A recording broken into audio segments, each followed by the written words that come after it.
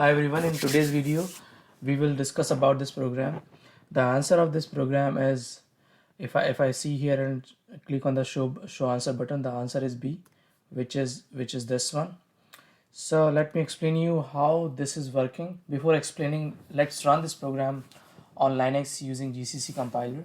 So for that, what I will do is I will log into my Linux virtual machine, and this is Mobile Extreme SSH client, so you can use this one or you can use PuTTY. And before writing program, let me create a directory. I'll just name it Monday_1. I'll go inside this directory using cd command. After that, I will create a file. It can have any name. I will just say it main.c. Using vi editor, I'm creating that file. So to start writing, I just need to press I here. So instead of writing everything, what I will do, I'll copy this program from here, go back and just do mouse right click. Once I do right click, I will see this pop-up. You can say, if you see this pop-up, you can press OK. So before running this, before compiling and running, let's include the header file, because header file is not there with this program. And since we are using printf, for printf we should include stdio.h. So this is okay. And one more small improvement we can do is, after printing everything, we can just print /n to make sure it is not mixing with the command line text. So let me save it. How we can save it? Escape shift semicolon wq means write and quit. So this is done. Now let's compile it using GCC. The syntax of GCC is GCC space main.c -o main.out.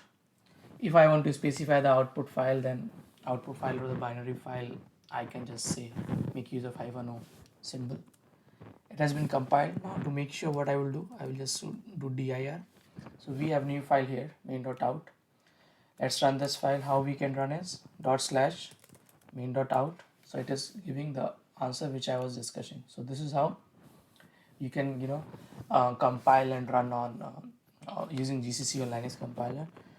Now how this is printing this output, I'll explain you. So the first line I have declared two variable I and j of integer type. After that, I have one for loop. In the body, I am printing something. So before printing, what happens, we have in the for loop we should have two semicolon. We have here, so it is not any compilation error.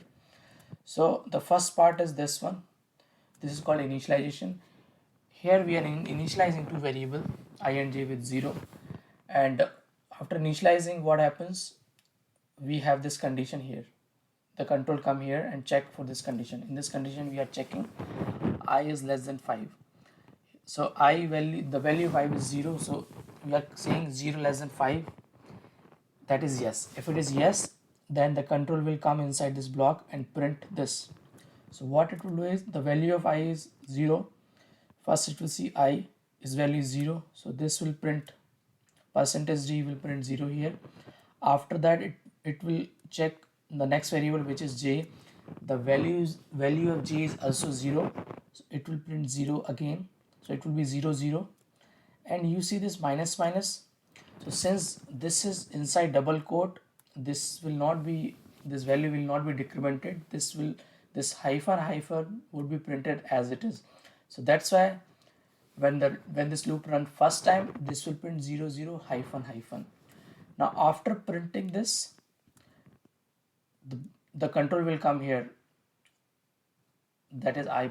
So earlier the value of I was 0, now because of I++ it is 1. The tricky part here is, the value of j we are not increasing. So I has become 1, but j is still 0. After that, control will come again to check this condition, I is less than 5.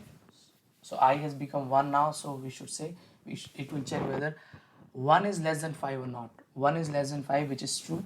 So control will come again here and print the value of I here using %d. So the value of I is 1, it printed here, and then it will print the value of j, which is 0. We haven't changed the value of j, so it will print 0, and hyphen hyphen it will print as it is. So that's why it is printing this. So the second, when this for loop runs second time, it will print this. Similarly, third time this, third time it will print this, fourth time this, fourth time this one, and fifth time this. So let's take example when I become 5. When I become 5, this condition will be false and this mess printf will not be executed. Control will not come inside this block. So this loop will run for value I value, for ith value of starting from 0, 1, 2, 3, 4. So 0 to 4 it means 5 times. So this will be printed.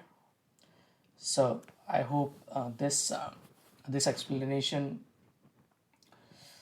is good for you, and it must have cleared the doubt if you have any in this program. If you still have any doubt in understanding this logic, you can add your comment. I